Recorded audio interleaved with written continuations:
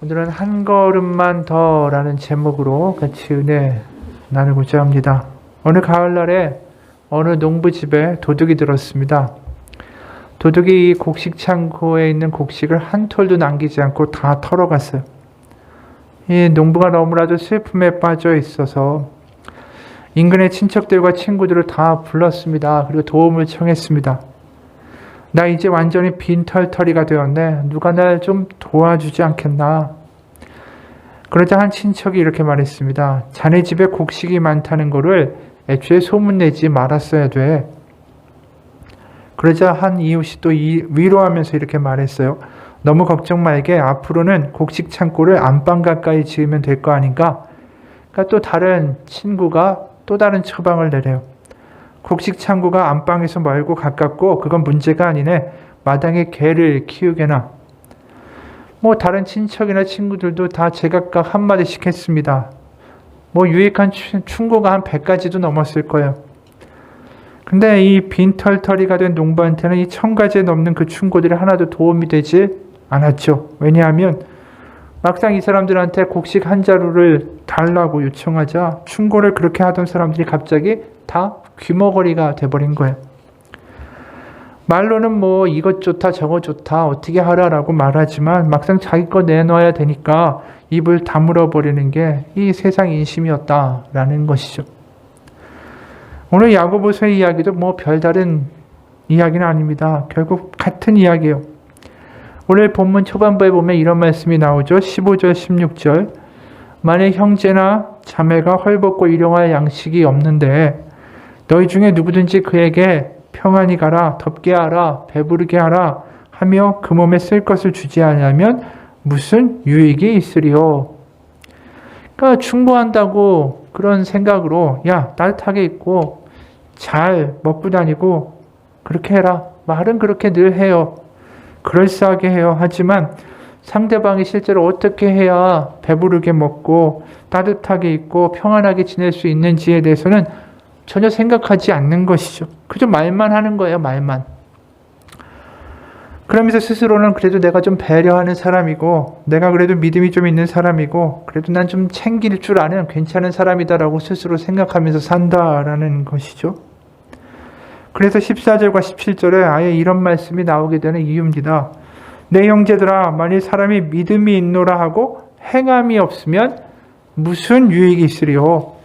그리고 17절에 이런 말씀도 있죠. 이와 같이 행함이 없는 믿음은 그 자체가 죽은 것이라. 왜 이렇게까지 강력하게 이야기를 하게 되냐 하면 그 야고보 공동체, 야고보서가 읽혀지는 해당되는 그 공동체에는 빈부의 차이가 꽤 심했어요. 근데 가진 사람들이 그냥 지나가는 말로 그냥 따뜻하게 입고 다녀라, 잘 먹고 다녀라 이런 식으로 하니까 말로만 하는 사랑, 바로 이것 때문에 상처를 입는 사람들이 생기는 거예요. 사랑합니다 라고 말해놓고서는 전혀 삶에서 어떤 행동도 없는 이런 말들이 오히려 사람들한테 상처가 되고 배신감을 들게 하고 실망감만 일으킬 뿐이었다라는 것이죠. 그래서 오늘 본문 다음에 보면 3장에 야고보서에 아주 유명한 구절들이 많이 나오죠. 말을 조심하라. 이게 그냥 나오는 말이 아닙니다. 결국 이 배경이 지금 말한 이 대목이었던 거예요. 예를 들어서 야고보서 3장 6절을 보면 혀는 곧 불이요 불의의 세계라. 혀는 우리 지체 중에서 온몸을 더럽히고 삶의 수레바퀴를 불사르나니 그 사르는 것이 지옥불에서 나느니라. 이게 무슨 혀 가지고 욕을 하고 저주를 했다는 말이 아니에요. 오히려 믿음 있다라고 하면서 잘 지내, 따뜻하게 입고 다니고 사랑해 이렇게 말만 하면서 하나도 행동하지 않아서 결국 사람들 가운데 배신감과 분열을 일으키는 말이었다라는 거죠. 결국 이런 행동 없이 하는 말들이 교회에 분란을 일으키고 심지어 지옥불까지 일으키는 짓이다라고 말하고 있습니다. 여러분 한번 생각해 보기 원해요. 우리가 사랑한다면 말로만 하게 됩니까? 아니죠. 상대방이 어떻게 해야 내 사랑을 느끼게 될까? 무슨 선물을 하면 내 사랑을 알아줄까? 어떻게 해야 도움을 줄 수 있을까? 이런 생각까지 당연히 나가고 행동까지 가는 게 당연한 거죠. 사랑이라는 게 원래 그런 거니까. 말로만 하는 게 사랑은 아니지 않습니까? 전에도 한번 언급한 적이 있는데 어느 여대학생의 그 이야기예요. 올해 어느 날 밖에 비가 오고 있었습니다. 도서관 6층에서 공부하던 중에 커피 생각도 나고 잠깐 쉬려고 밖에 나와보니 자판기가 고장이었습니다. 커피 자판기는 6층과 1층밖에 없었는데 1층까지 내려가기가 귀찮아서 의자에 앉아 쉬다가 다시 도서관에 가서 공부해야지 이렇게 생각이 들었답니다. 그런데 바로 그때 자기를 좋아하는 남학생이 잽싸게 1층 자판기까지 뛰어 내려가더랍니다. 그리고 커피 2잔을 들고 헐레벌떡 6층까지 뛰어 올라왔습니다. 하도 빨리 뛰어서 그 뜨거운 커피가 막 쏟아지고 넘쳐서 남학생의 손목에 흘러내리고 있었습니다. 화상을 입은 듯한 그 빨개진 손으로 그 남학생은 이 자매에게 커피를 건네면서 이렇게 말합니다. 너에게 따뜻한 커피를 주려고 뛰다가 많이 흘렸어. 그럴 줄 알고 내가 2잔을 뽑았어. 이 2잔을 합치면 1잔이 될 거야. 그래서 합쳐가지고 자매에게 1잔을 주는 거죠.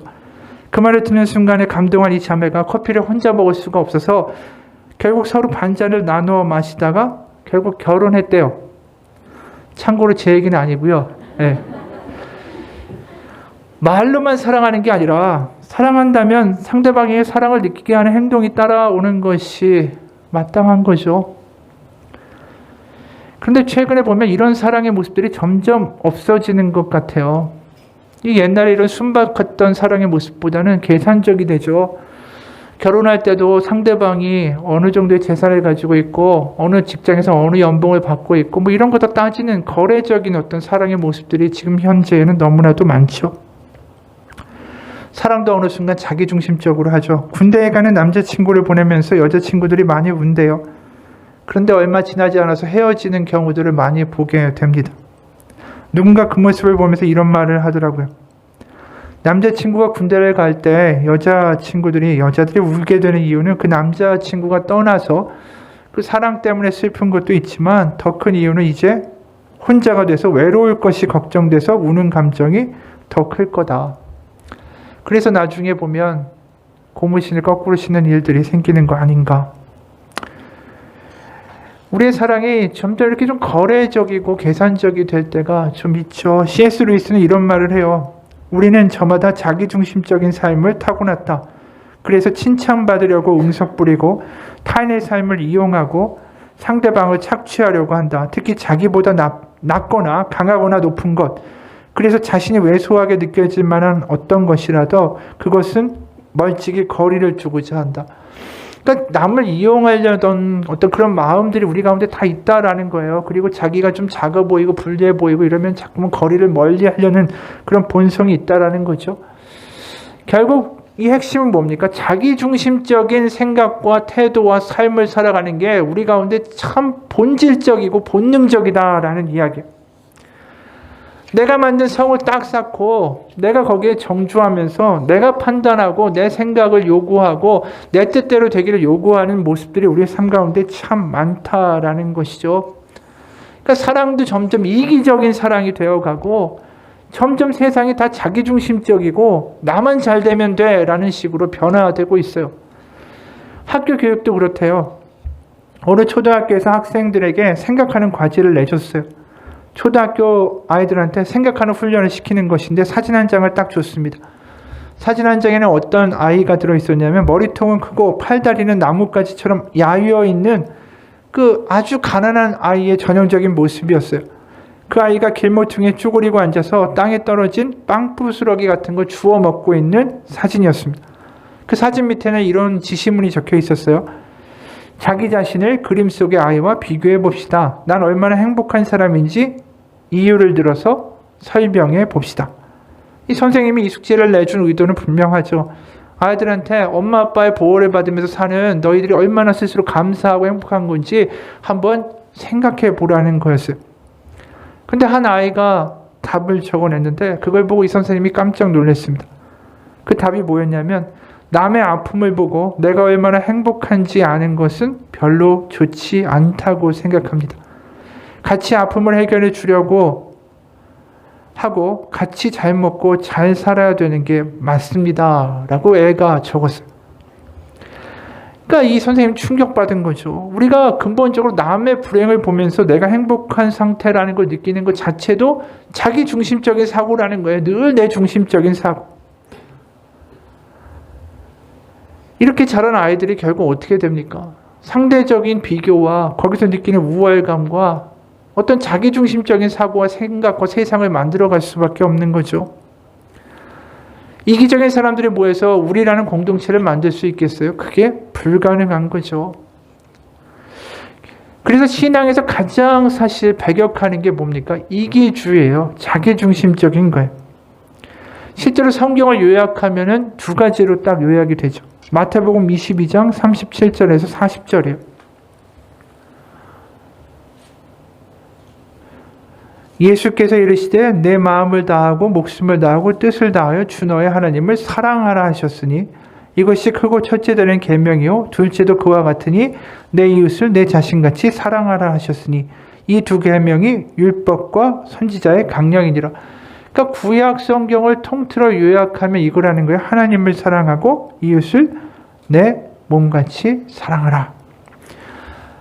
결국 이 요약의 내용을 보면 거기에는 자기중심적이거나 이기적인 면은 단 하나도 포함되어 있지 않습니다.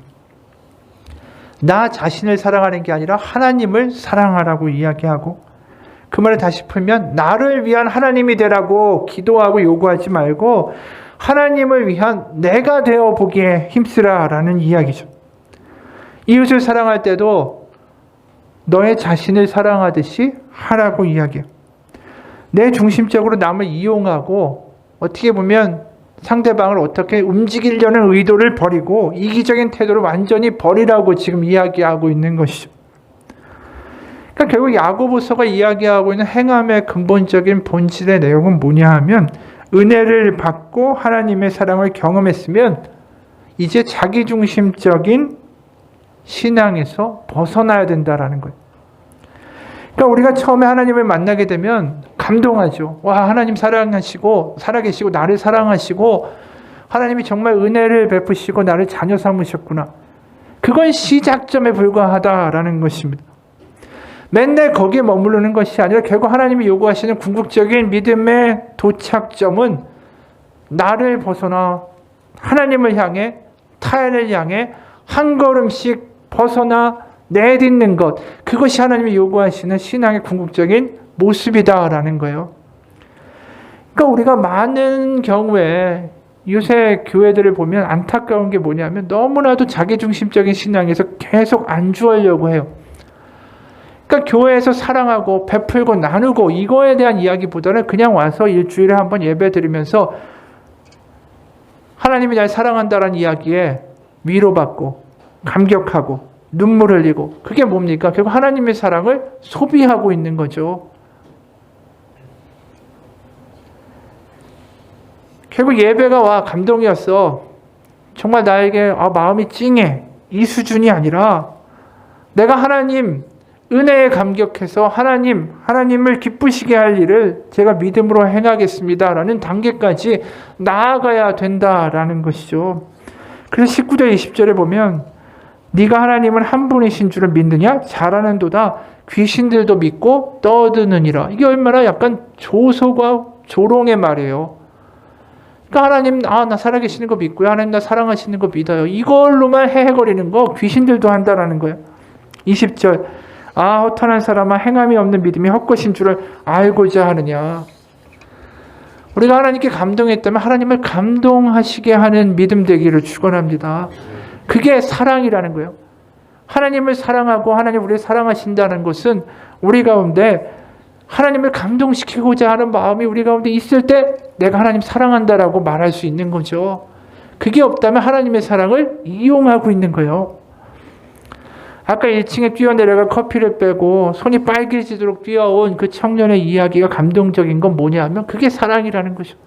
말로만 한 게 아니라 한 걸음 더 나아가 뛰어내려가서 그걸 가지고 뛰어 올라가서 빨간 손으로 이렇게 내미는 그 행동이 감동을 주는 거예요. 야고보서가 말하는 건 다른 게 아닙니다. 우리가 하나님의 사랑을 알았다면 이제 한 걸음이라도 하나님을 향하여 내딛어보고 이웃을 향하여 내딛어보기를 원한다라는 겁니다. 우리의 믿음이 계속 어떨 때 보면 하나님 만나가지고 처음에는 참 감동이 있어요. 와, 하나님 정말 살아계시네. 하나님 정말 있는 것 같아. 내 기도도 들어주시고 와, 놀라워. 하지만 그게 계속되나요? 그렇지 않아요. 어느 단계가 되면 하나님 우리 가운데 요구하시는 것은 이제 거기서 감동을 찾는 게 아니라 네가 나에게 한 걸음 나아오고 네가 이웃 가운데 나아갈 때에 내가 그것에 함께하는 것을 경험하는 감동을 네가 느끼기 원한다라고 말씀하시는 거예요. 그러니까 우리가 믿음 가운데 심드렁해질 때는 생각해야 돼요. 내 기도가, 내 신앙이 자꾸만 나만 바라봐 달라고, 나를 위한 하나님이 되어달라고 요구하는 데서 내가 머물고 있는 것이 아닌가. 내 신앙이 다시 한번 회복되고 뜨거워질 수 있는 계기는 뭐냐면 나를 위한 하나님이 아니라 하나님을 향한 나가 되어 보기를 시도할 때 그곳에 하나님의 성령의 역사가 다시 시작되는 것입니다. 실제로 오늘 21절에 보면 이런 말씀이 있어요. 오늘 21절, 오늘 조상 아브라함이 그 아들 이삭을 제단에 바칠 때에 행함으로 의롭다 하심을 받은 것이 아니냐. 또 24절에 이로 보건대 사람이 행함으로 의롭다 하심을 받고 믿음으로만은 아니니라. 이 구절이 굉장히 당혹스러운 구절이죠. 우리는 로마서에서 믿음으로 말미암아 의롭게 되었다. 다 은혜다. 우리가 행함으로 의로움을 받을 수 있는 존재가 아니다. 우리가 하나님의 심판대 앞에 섰을 때 하나님 우리가 하는 행동들을 비디오처럼 쫙 돌려주신다면 우리는 그 앞에서 창피하지 않고 나 당당하다고 말할 수 있는 사람은 단 하나도 없다. 하나님 은혜 아니면 우리는 안 된다. 그게 로마서의 본질 아니에요. 그런데 지금 이야기하는 건 뭡니까? 행함으로 의롭다함을 받는다. 이것만큼 무서운 말이 어디 있어요? 왜 이렇게까지 이야기할까요? 아까 이야기했듯이 말로만 하는 사랑, 말로만 하는 격려, 말로만 하는 이야기들이 너무나도 교회에 넘쳐나니까 그냥 자기 제자리에 가만히 앉아서 말로만 다 하는 사람들이 많으니까 이렇게까지 이야기할 수밖에 없는 거예요. 변화되라고.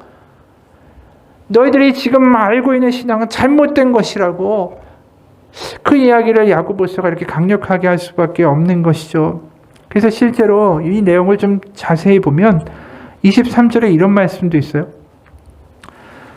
이에 성경에 이른바 아브라함이 하나님을 믿으니 이것을 의로 여기셨다는 말씀이 이루어졌고, 왜 23절을 지금 강조해서 읽냐 하면 지금 행함으로 의로움을 받는다, 의롭다 하심을 받는다, 이 말이 결국 뭘 의미하냐면 맨 처음에 아브라함이 하나님을 믿으니 그것을 의로 여기셨다라는 것은 창세기 15장 6절에 나오는 말씀이, 이게 좀 복잡한데 창세기 15장 6절에서 아브라함이 하나님의 말씀과 하나님의 약속을 믿으니 그것을 의롭다 여기셨다라고 언급이 나와요. 그 다음에 우리가 오늘 읽은 본문에서 보면 아브라함이 아들 이삭을 죽이려고 하는 장면은 창세기 22장에 나오는 내용이에요. 그러니까 지금 야고보 사도가, 야고보서에서 야고보가 이야기하는 내용은 뭐냐면 하나님이 맨 처음에 의롭다, 너 믿음으로 날 믿으니까 의롭다 하신 것은 출발점이고 결국 그것이 완성된 것이 창세기 22장에서 아브라함이 이삭을 죽이려고 할 때 완성되었다라는 거예요. 그러니까 이 말을 좀 더 풀어 이야기하면 아브라함이 100세에 얻은 아들이 이삭이 아닙니까? 그러니까 이삭을 죽여버리면 어떻게 돼요? 대가 끊기죠. 아브라함이 열국의 아버지라는 이름의 뜻인데 세상의 조롱거리가 되는 거예요. 야, 너 하나님 믿고 열국의 아버지가 된다고 그렇게 이름까지 바꾸더니 너 그 자식 죽이고 이제 대도 끊겼잖아. 이제 네가 100세에 뭐 할 거야? 이런 이야기나 이런 괄시를 받을 수 있지만 그거와 상관없이 하나님은 어떻게든 간에 나의 이름대로 나를 열국의 아버지로 만드실 거야. 나 그거 믿어. 라고 믿음 가운데 칼을 들어 아들을 치려고 했죠. 그럴 때 믿음으로 말미암아 의롭다고 하신 15장의 말씀이 성취되었다라고 이야기하고 있는 거예요. 그러니까 결국 우리가 믿음으로 말미암아 의롭게 됐다라는 건 내가 은혜로 말미암아 자녀가 됐지만 그것이 완성되는 지점까지는 우리가 가야 하는 믿음의 과정이 있다라는 걸 말씀하시는 거예요. 그래서 여기 보면 22절에 온전하게 되었다, 또 23절에서 이루어졌다라는 이 말은 과정을 나타내는 동사예요. 온전하게 되었다. 이것은 텔레이오라는 헬라어예요. 그건 뭐냐면 끝 목표를 향하여 나아간다라는 진행을 이야기하는 동사입니다. 그리고 23절에 이루어졌다. 이것은 성취되었다라는 거예요. 그러니까 우리가 하나님으로 말미암아 믿음으로 말미암아 의롭게 되고 은혜 받았다면 그것은 출발점이고 결국 하나님이 지향케 하시는 믿음의 종착지가 있다. 믿음은 과정이어야만 한다. 그것을 향하여 한 걸음 한 걸음 나아가야 그것이 믿음이라 말할 수 있는 것이다 라는 거예요. 그러니까 지금 야고보서의 교회가 뭐가 안 되는 거예요.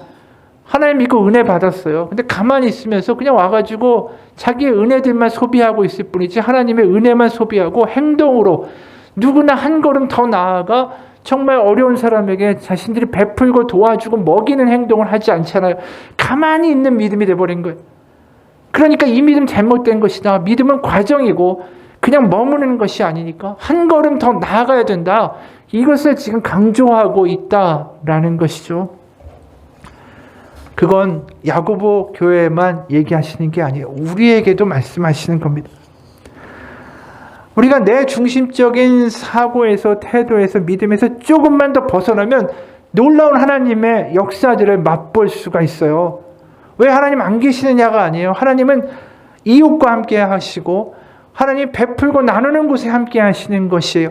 우리가 그 자리로 가면 하나님을 만날 수 있는데 계속 내 자리에서 나만 즐겁게 해달라고 하나님께 기도하고 요구하는 믿음이 될 때 그게 문제가 있다는 것이죠. 어느 군대에서 있었던 일이래요. 한 이등병이 있었어요. 어느 몹시 추운 겨울날 밖에서 얼마나 손이 차겠어요. 언손을 호호 입으로 불면서 찬물로 빨래를 하고 있었어요. 그때 그곳을 소대장이 지나가다가 이 안쓰러운 마음이 들었다는 거예요. 김이병, 추운 날씨에 고생이 많다. 저기 취사장에 가서 뜨거운 물 좀 얻어다가 빨래해라. 이 김이병이 순진하죠. 소대장의 말을 또 고지 듣고서 막 뛰어갔어요. 그랬더니 취사반의 고참 병장이 이등병이 어디 군기가 빠져가지고 따뜻한 물로 빨래하려고 하냐고 얼차려만 엄청 받았습니다. 다시 와가지고 손을 호호 불면서 다시 빨래를 하고 있었는데 요번에 중대장이 지나가는 거예요. 중대장이 김이병 그러다가 손에 동상 걸리겠다. 취사장에 가서 뜨거운 물 얻어다가 빨래해. 이 김이병이 이번에 이제 머리가 돌았죠. 딱 예 알겠습니다. 중대장님 그렇게 하겠습니다. 말만 그렇게 하고 안 갔어요. 가봤자 혼날 게 뻔하니까. 계속 찬물에 빨래를 하고 있었는데 이번에 인사기를 담당하는 나이 지긋한 주임상사가 지나가다가 김이병을 발견했습니다. 그리고 이렇게 한마디 했어요. 김이병, 내가 세수를 좀 하려고 하니까 저기 가서 취사장에 가서 큰 대야에다가 뜨거운 물 하나 가득 받아와라. 이 말을 들은 김이병이 빨래하던 소를 멈추고 취사반에 막 달려갔어요. 그리고 고참한테 이제 보고를 하고는 뜨거운 물을 큰 대야에 가득 받아왔습니다. 그러자 이 주임상사가 이렇게 말했습니다. 김이병, 그 물로 언손을 녹여가면서 빨래해. 빨래하기엔 충분한 양은 안 되지만 동상은 걸리지 않을 거다. 그 말을 막 남기고는 갈 길을 갔습니다. 소대장, 중대장, 주임상사 세 사람 다 이 신병을 좀 배려하는 마음이 있었다라는 것이죠. 근데 진짜 도움을 준 사람은 누구뿐입니까? 주임상사 뿐이었어요. 무슨 차이가 있었을까요? 그냥 안 됐다 이 차원이 아니라 어떻게 해야 도움을 줘서 실제적으로 저 아이가 저 병사가 따뜻한 물에 빨래할 수 있을까까지 생각한 거예요.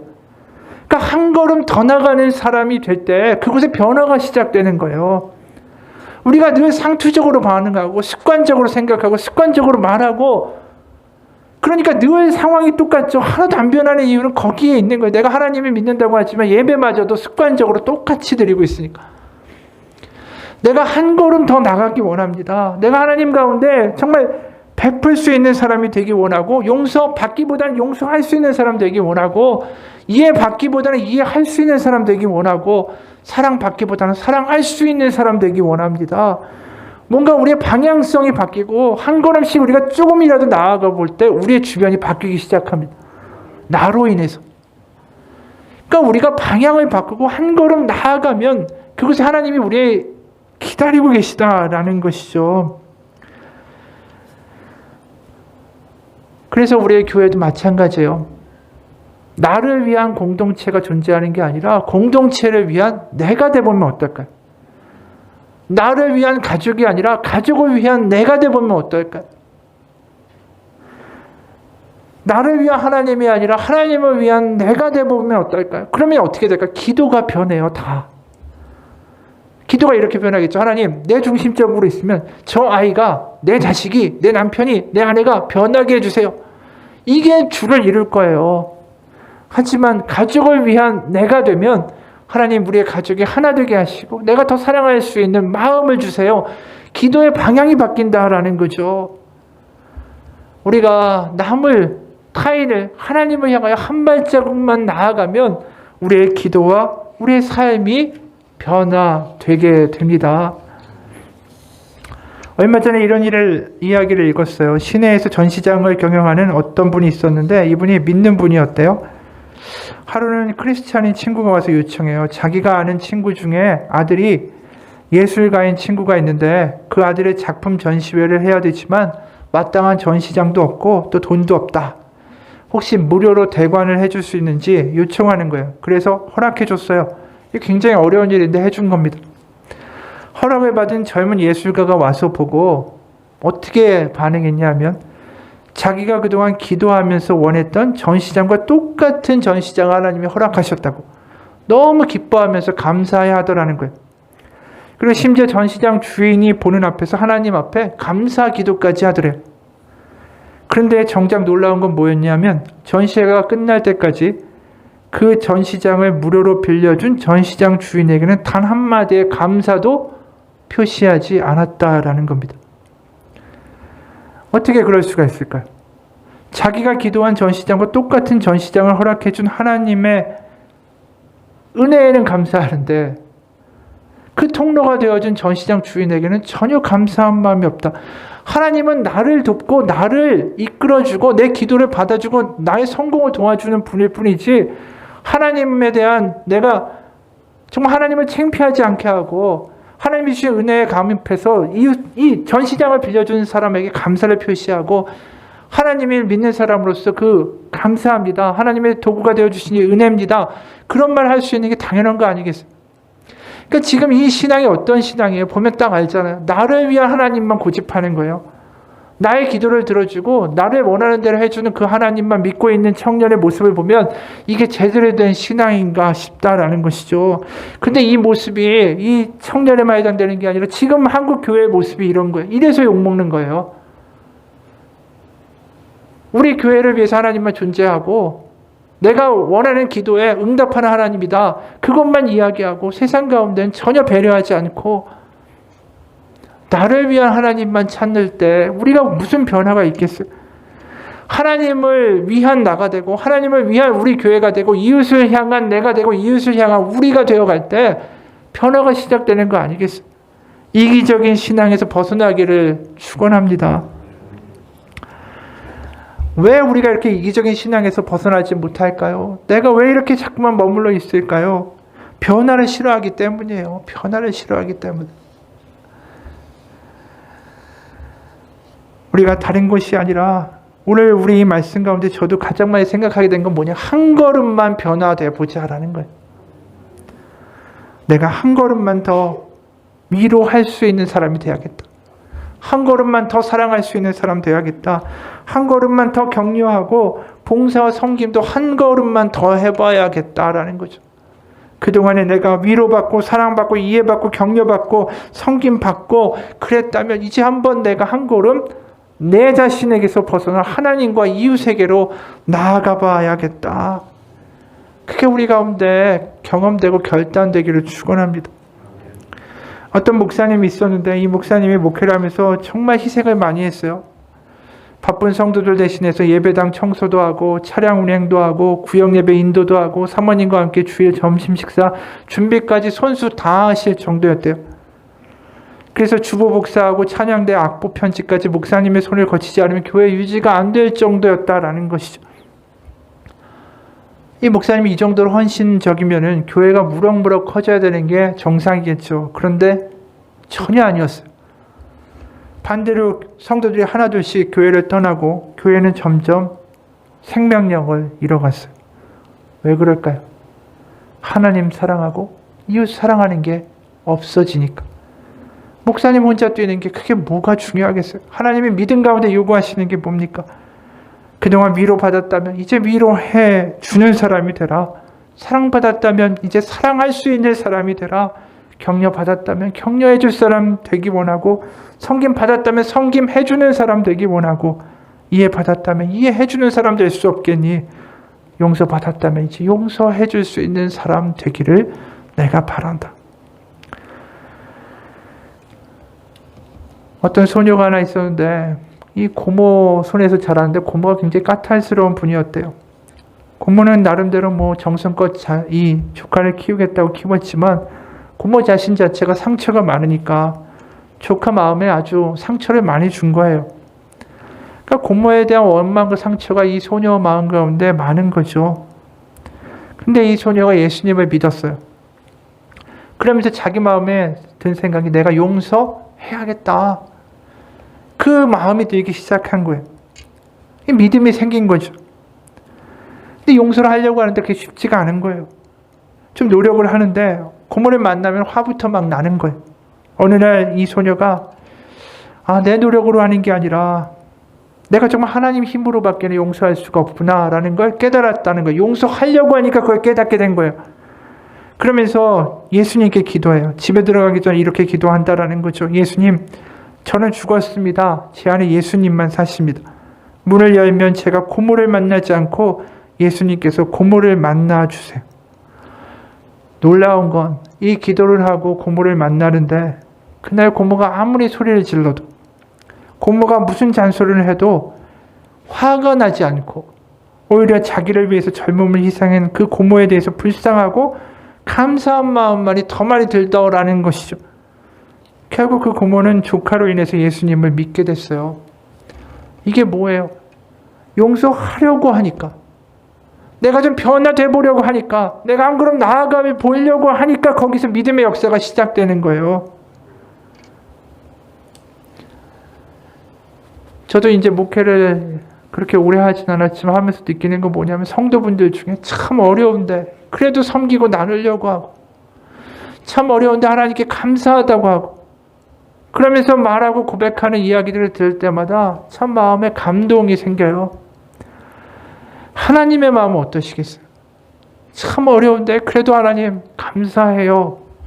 어려운데 그래도 나누어주면서 같이 먹자고 이야기하는 그 모습들을 하나님이 보시면 하나님의 마음이 얼마나 감동되시겠어요. 그것이 어떻게 하나님의 은혜나 하나님의 복이 흘러가지 않겠어요? 나 혼자 앉아서 나 잘 되겠다고, 하나님 나 이 문제 해결해달라고 앉아서 징징대는 아이의 모습이 아니라 하나님을 감동시키는 믿음이 한번 돼보기를 축복합니다. 그러면 하나님의 은혜를 더 경험할 수 있게 될 수밖에 없어요.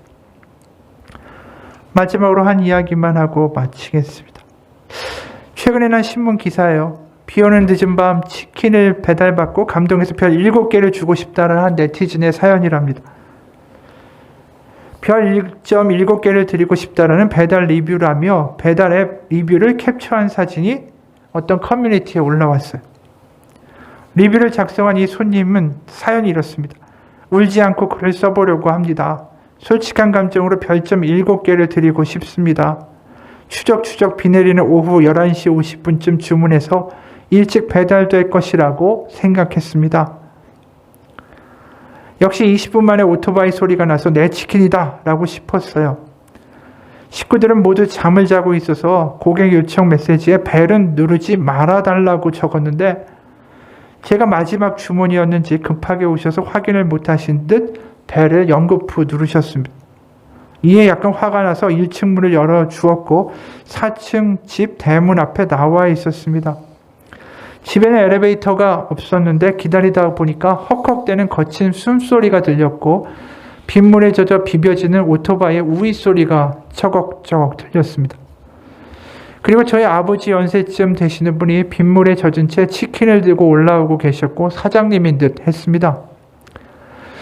그런데 사장님은 한쪽 다리가 불편하신지 한 발 한 발 계단 난간을 잡고 한 손에 치킨을 들고 힘들게 올라오고 계셨고 숨을 거칠게 쉬고 계셨습니다. 힘들게 치킨을 건네주시면서 사장님이 더 빨리 가져다 드리고 싶었는데 비가 와서 조금 늦었다고 하셨어요. 순간 화도 확 누그러들고 감사한 마음밖에 안 들었습니다. 노랑리 치킨 배달 사고를 보고 느낀 점도 많았고 그냥 안전하게 이분이 몸이 불편하신데도 가져다 주신 것만 해도 감사하다라는 생각이 들었습니다. 덕분에 맛있는 주말밤을 보냈습니다. 감사합니다. 이게 리뷰에 올라가 있어요. 별점 7개를 주고 싶다라면서. 그걸 본 가게 사장이 답변을 남겼습니다. 사장이 뭐라고 하냐면 당시 배달에 밀려 몸이 불편한 아버지가 본인 대신에 배달을 간 것이라고, 엘리베이터가 없는 곳이라서 제가 배달을 갔어야 되는데 그 시간에 주문량이 많아 아버지께서 배달을 가셨다고. 항상 요청사항 중요시하고 배달하고 있는데 간혹 이런 실수가 발생해서 정말 죄송하다라고 말했어요. 그리고 이어서 아버지는 소아마비로 인해 한쪽 다리가 많이 불편하십니다. 그래서 일반인들보다 계단 오르기가 조금 힘드시죠. 배달하다가 이 고객님 써준 리뷰를 보고 제가 눈물을 흘렸습니다. 지금 답변을 다는 이 순간에도 뭔지 모르게 자꾸만 눈물이 납니다. 그러면서 끝으로 요청사항을 제대로 이행하지 못했지만 정말 좋은 말씀 남겨주셔서 감사드린다며 앞으로는 실수 없는 매장이 되겠다라고 덧붙였어요. 이 해당 사연을 접한 네티즌들이 뭔가 마음이 찡하다, 훈훈하다, 또 어떤 자영업자는 저런 고객분들이 있기에 저는 오늘도 장사한다 라면서 리뷰를 보다가 눈물이 떨어졌다라고 말했다라는 거죠. 이 기사를 보면서 이런 생각이 들었어요. 이분이 신앙인인지 아닌지는 모르겠어요. 하지만 믿음이 있는 사람이라면 이렇게 해야 되지 않겠어요? 그 소아마비 걸린 아버지가 우위를 입고 그 시간에 배달하면서 그렇게 난간 하나하나 잡고 계단 올라오면서 헉헉대는 그 모습 가운데 그래도 감사합니다. 그래도 그렇게 무사히 와주셔서 감사해요라고 댓글을 달을 수 있는 이 한 걸음 더 나아간 이 마음이 사람을 감동시키고 주변 가운데 은혜를 만들어내는 거 아니겠어요? 그냥 내가 돈을 줬으니까 나는 받을 권리가 있어. 왜 제때 안 오는 거야? 나의 권리만을 이야기하는 사람 되지 말고 우리가 하나님 가운데 은혜 받았으면 그 은혜를 좀 써보기를 원합니다. 내가 하나님, 나 중심의 기도가 아니라 이제 정말 하나님을 위한, 이웃을 위한 사랑하고 용서하고 베풀 수 있는 사람 되기 위하여 내가 변화되기 원합니다. 하나님 그 능력을 나에게 주옵소서. 아까 그 고모를 용서하지 못했던 소녀가 그 한 걸음을 걸었을 때 하나님이 그간의 역사하심으로 그 집안이 회복된 거 아니에요? 결단했던 거죠. 내가 용서해 볼 겁니다. 내가 사랑해 볼 겁니다. 내가 이해해 볼 겁니다. 그 결단으로 하나님 앞에 기도하니까 하나님이 그 기도 가운데 역사하시고 그 마음을 바꿔주시잖아요. 그게 하나님을 경험할 수 있는 믿음의 과정이에요.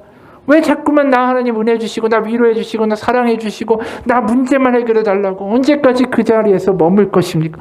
그것은 믿음이 아니에요. 우리가 더 큰 하나님을 경험하기 원하신다면 이제 앉은 자리에서 일어나 하나님을 향하여 내가 용서할 수 있는 사람 되기 원합니다. 내가 하나님의 은혜의 통로가 되기 원합니다. 우리의 가족 가운데 하나님의 빛이 임하기 원합니다. 우리 교회 가운데 하나님의 성령이 충만하기 원합니다.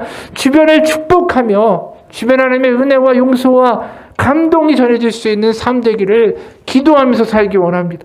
하나님이 그럴 권세를 우리 가운데 주시는 거예요. 그냥 나 혼자 먹고 잘 살고 잘 지내라고 은혜 주신 게 아니라 나를 통하여 주변 가운데 빛을 비추기 원해서 나를 부르셨습니다.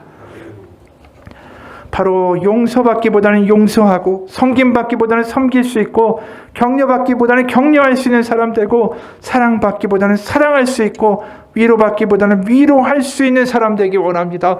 그 기도가 우리의 기도 되기를 주님의 이름으로 축원합니다. 같이 기도하겠습니다. 하나님 아버지, 우리의 신앙이 어느덧 소극적이 되고 어느덧 주저앉아서 그저 하루하루 근근히 버티는 신앙으로 변질되어 가고 있는 것 하나님 앞에 회개합니다. 하나님, 어떤 상황이 돼도 우리는 하나님의 은혜로 말미암아 사랑할 수 있고 용서할 수 있고 이해해 줄 수 있고 품을 수 있는 능력을 받은 사람들입니다. 내가 그것이 안 된다면 하나님께 기도합니다. 하나님, 제가 용서할 수 있는 사람 되기 원합니다. 제가 더 사랑할 수 있는 사람 되기 원합니다. 제가 더 이해할 수 있는 사람 되기 원합니다. 하나님 앞에 그런 기도로 나아갈 때 하나님 기뻐하시며 우리 가운데에 하나님의 능력으로 하나님의 사랑으로 하나님의 넓으심으로 우리 가운데 채워주실 것을 믿습니다. 그렇게 하나님을 더 경험하며 크신 하나님, 더 놀라우신 하나님을 간직할 수 있는 우리의 교회가 되고 우리의 삶이 되고 우리의 가정이 되고 우리의 공동체가 되게 하여 주옵소서. 예수 그리스도의 이름 받들어 기도합니다. 아멘. 우리 같이 잠깐 기도합시다.